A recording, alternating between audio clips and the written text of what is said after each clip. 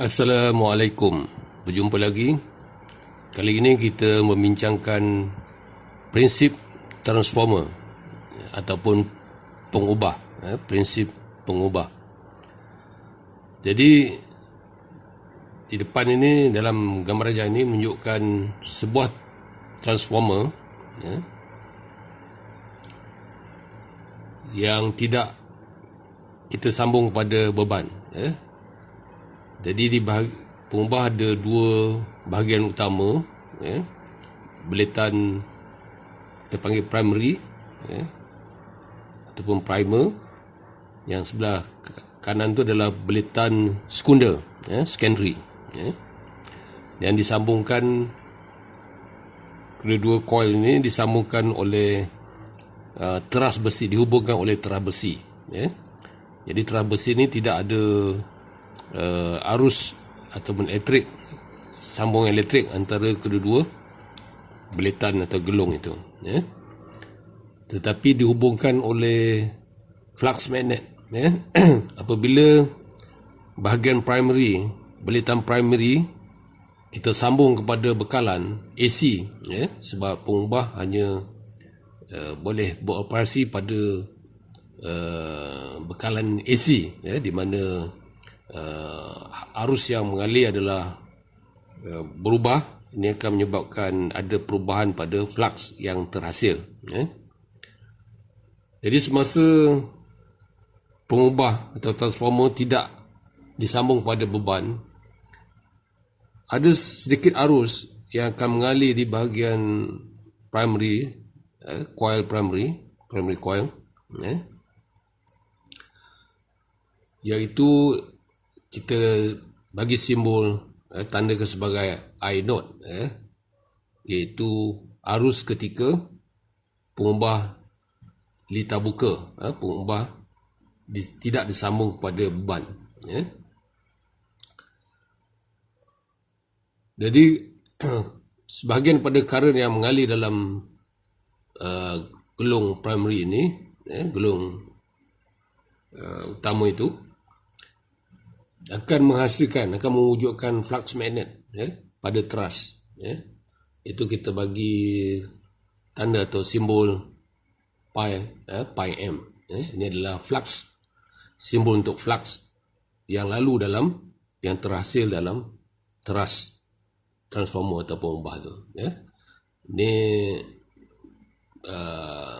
flux magnet itu dihasilkan oleh sebahagian daripada current I note. Current ini kita panggil arus litar buka, ataupun ketika pengubah tidak bersambung kepada apa-apa beban. Di beban tu untuk pengubah kita sambung di bahagian beletan kedua dia. Jadi bila ada flux merangkai gelung, ataupun flux terhasil dalam teras tadi yang merangkai gelung utama dan gelung kedua sekaligus, jadi akan menghasilkan sebab fluxus yang berubah. Kita tahu fluxus adalah bentuk sinusoidal yang sentiasa berubah turun naik, ikut bentuk atau waveform sinusoidal. Jadi I1 adalah voltage atau voltan yang terjana atau terarah dalam gelung utama, primary coil.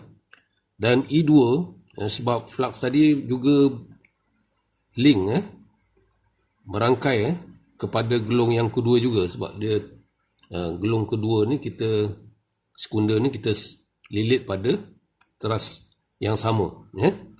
Jadi I1 sama dengan bilangan lilit N1, beletan N1, darab dengan perubahan flux, kadar perubahan flux pada beletan utama. Kemudian di bahagian sekunder juga terdapat voltage terjana, terarah, iaitu I2, di mana I2 adalah N2, sebab beletan di situ adalah beletan sekunder. Jadi bilangan lilit sekunder adalah N2 darab dengan perubahan flux yang sama, sebab flux primary dan secondary itu adalah flux yang sama, di pi M per dt. Jadi sebab kita tidak sambung kepada beban, sekunder tu tidak disambung kepada beban, jadi current yang mengalir pada beletan sekunder adalah kosong. Tidak ada current yang boleh mengalir pada beletan sekunder. Kalau kita ukur voltage di situ, kita dapat terminal voltage pada sekunder adalah V2. Jadi pada keadaan tiada beban, V2 ni sepatutnya sama dengan voltage yang terjana pada beletan sekunder tadi, E2. Apa berlaku jika kita sambungkan beban kepada bahagian sekunder ni? Sudah tentu, bila kita sambung kepada beban, arus akan mengalir, sebab ada voltage di situ, V2 atau E2. Jadi current akan mengalir kepada beban, di mana current I2 sama dengan voltage V2 atau E2 bahagi dengan Z, galangan beban. Beban ni boleh jadi form factor unity ataupun lagging dan juga leading. Jadi apabila current I2 mengalir pada bahagian beban dan juga sebab dia siri dengan beletan sekunder tu, jadi dia akan mewujudkan MMF I2 dalam N2 yang juga akan menghasilkan flux, menghasilkan flux pi 2. Dia akan menghasilkan flux pi 2 yang sifatnya melawan kewujudan flux utama daripada teras tadi, yang asal tadi pi m. Jadi kita perhatikan flux pi m, arah dia berlawanan dengan flux pi 2 yang dihasilkan oleh arus beban I2. Jadi bertentangan. Jadi apa berlaku? Ini akan mengurangkan nilai flux pi m, sebab pi m itu telah dikurangkan ditentang oleh pi 2. Jadi akan berlaku pengurangan pada nilai pi m. Jadi kita nampak sekarang garis-garis flux pi m tu sudah berkurang, sebab adanya tentang daripada pi 2 yang dihasilkan oleh current I2, ataupun MMF yang dihasilkan oleh beletan sekunder tadi. Jadi sebab E1, voltage yang terjana pada beletan primary adalah bergantung kepada pi m, daripada formula ni. E1 sama dengan N1 kadar perubahan pi m per dt. Jadi bila pi m berkurang, jadi makna dia E1 ini juga akan turut berkurang nilainya. Jadi bekalan sekarang ni V1 telah lebih tinggi daripada E1, sebab E1 ni nilainya dah berkurang disebabkan nilai pi m tadi telah menyusut, berkurang sebab ada tentang daripada flux pi 2. Jadi disebabkan V1 lebih besar, telah lebih besar daripada E1, jadi ini menyebabkan perbezaan voltage yang lebih besar. V1 tolak E1 tu dah jadi lebih besar, dan ini akan menyebabkan current daripada bekalan akan bertambah. Akan ada pertambahan current arus daripada bekalan, sebab perbezaan V1 dengan E1 tu telah semakin besar. Jadi E1 tu telah nilai dia telah berkurang. Jadi kita akan dapat tambahan nilai current I1 dash. Ini adalah current tambahan disebabkan pengurangan nilai E1 tadi. Perbezaan voltage V1 dengan E1 semakin besar. Jadi akan menghasilkan arus tambahan I1 dash. Jadi apa berlaku? I1 dash ini, tambahan current ni, juga akan mewujudkan MMF pada beletan primary, iaitu N1 I1 dash. Ini adalah MMF daripada tambahan bilitan utama tadi atau primary tadi, dan akan mewujudkan flux pi 1 pula. Jadi current tambahan I1 tadi, I1 dash tadi akan mewujudkan flux yang warna hijau ni. Jadi dia pi 1 ni dia akan cuba, sifat dia akan cuba menentang pi 2. Jadi pi 1 akan menentang pi 2. Jadi arah dia kalau kita perhatikan, yang merah pi 2 dan yang hijau pi 1 berlawanan arah. Jadi dia boleh, sebab nilai dia sama, dia menentang, jadi dia boleh menghilangkan ataupun cancel antara satu sama lain, menghilangkan antara satu sama lain. Jadi apa berlaku, pi 1 akan menentang pi 2, akan menghilangkan pi 2, kesan daripada pi 2. Jadi akhirnya tinggal pi m. Jadi flux yang asal, sebab pi 2 tadi dilawan oleh pi 1, flux daripada sekunder dilawan oleh flux primary, dan akhirnya kita dapat flux yang asal pi m. Jadi inilah parameter yang tinggal di akhir bila kita sambungkan beban kepada sekunder.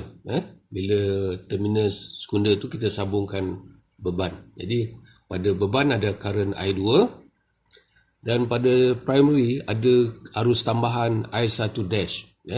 Dan flux pada truss masih sama pi m. Pi 1 penentang pi 2 dan saling menghilangkan.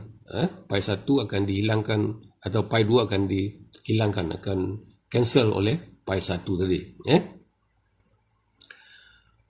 Jadi itu dia. Pi 2 sama dengan pi 1 tetapi berlawanan arah. MMF yang terhasil, pi 2 dihasilkan oleh N2I2 dan pi 1 dihasilkan oleh MMF N1I1 dash. Jadi kalau kita daripada persamaan ini kita boleh dapat I1 dash sama dengan N2 per N1I2 ataupun KI2. Jadi I1 dash itu adalah K kali I2, ataupun nisbah N2 per N1 adalah sama dengan I1 dash dibagi I2.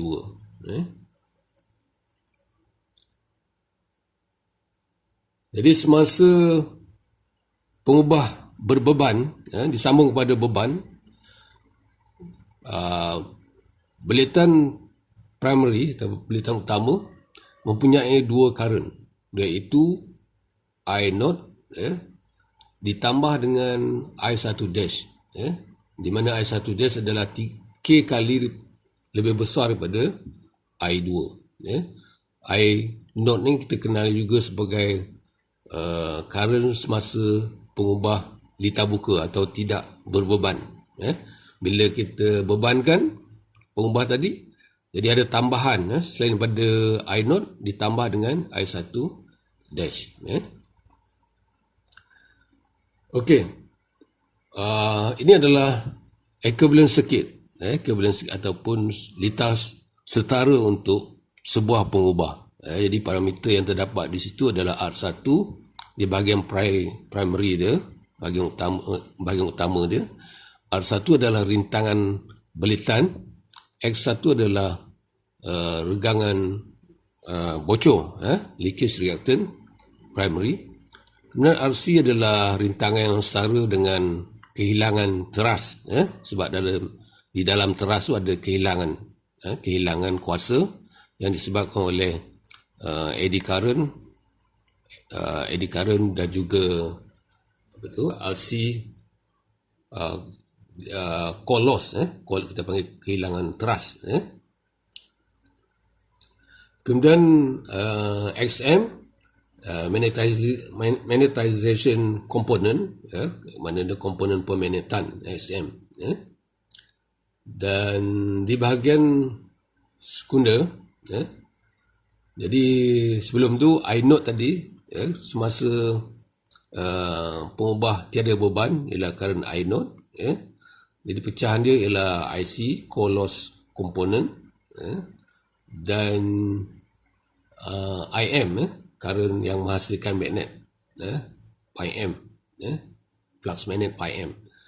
Jadi arus tambahan tu ialah bila kita bebankan, I1 dash ni keluar bila ada kita sambung di bahagian sekunder tu dengan beban, kita sambungkan beban. Di bahagian sekunder tu kita ada, selain ada beban, dia ada X2 leakage reactant untuk sekunder, belitan sekunder, dan rintangan belitan sekunder R2, dan di sana ada current I2 yang mengalir ke dalam beban.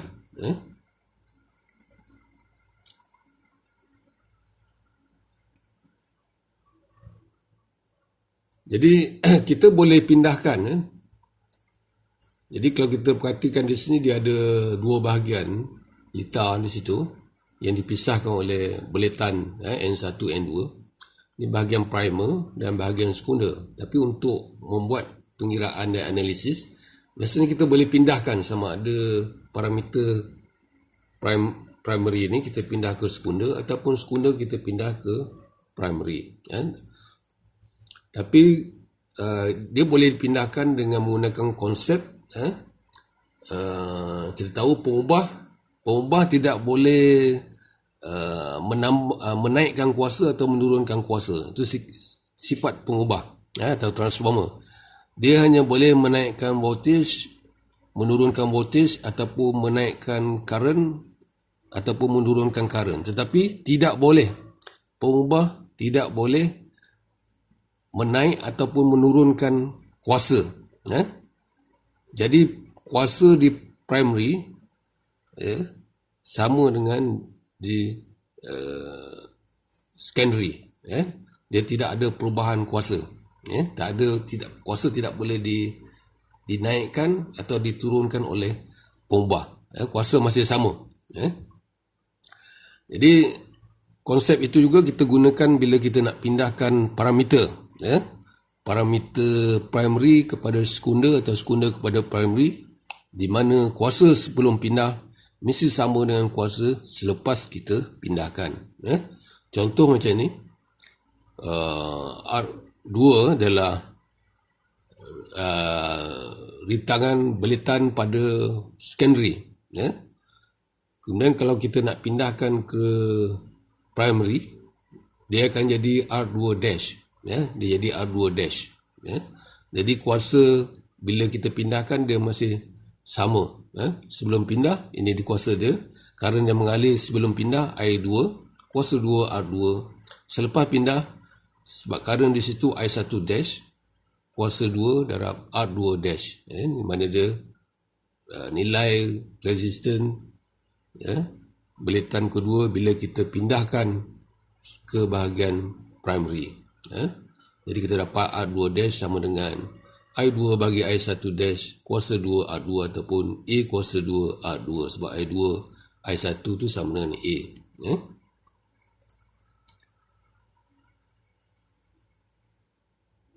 Okey, ini dia bila kita pindahkan secondary ke primary. Jadi kita ada R1, X1 yang asal pada primary. Kemudian X2 dash, R2 dash ni adalah reactant dan resistant belitan yang telah kita pindahkan ke bahagian primary. Jadi kalau kita lihat bila kita dah pindahkan, kita hanya ada satu circuit, jadi kita mudah untuk membuat pengiraan. Kita nak buat calculation lebih mudah kalau kita gunakan satu litar setara macam ni. Dan yang ini kalau kita pindahkan primary ke sekunder, sekunder tak berubah, R2, X2, secondary tak berubah, tapi yang berubah adalah bahagian primary dia, R1 jadi R1 dash, X1 jadi X1 dash. Jadi konsep perubahan dia mesti sama, kita mesti menggunakan konsep yang sama.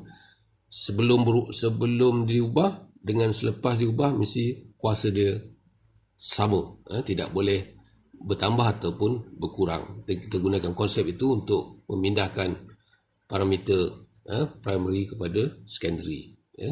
Juga kita dapat hanya satu litar. Sepatutnya ada 2 litar primary dan secondary, tapi sekarang bila kita pindahkan, kita jadi 1 litar untuk memudahkan membuat calculation, pengiraan. Ini dia punya rajah fasa, fasa untuk sebuah pengubah atau transformer. Jadi V2 di situ, I2R E2, susut voltan pada resistan, resistan yang telah kita gabungkan primary ke secondary tadi. Begitu juga dia punya leakage reactant, X1 dash tambah X2. Jadi V2 itu adalah supply yang telah dipindahkan ke bahagian litar kedua. Yang ini I2. Litar 2 adalah sudut, sudut beban, sudut antara current beban dengan voltage, terminal voltage pada secondary. Jadi V2 node, bekalan yang setara adalah sama dengan I2 ZE2 tambah V2. Maksudnya dia voltage V2 node, bekalan adalah sama dengan V2 tambah I2 ZE2. Jadi itulah yang kita lihat untuk hari ini, untuk pengubah yang berbeban, pengubah atau transformer yang disambungkan dengan beban dan dia punya rajah pempasa dan equivalent litar setara pengubah. Kita jumpa di lain masa.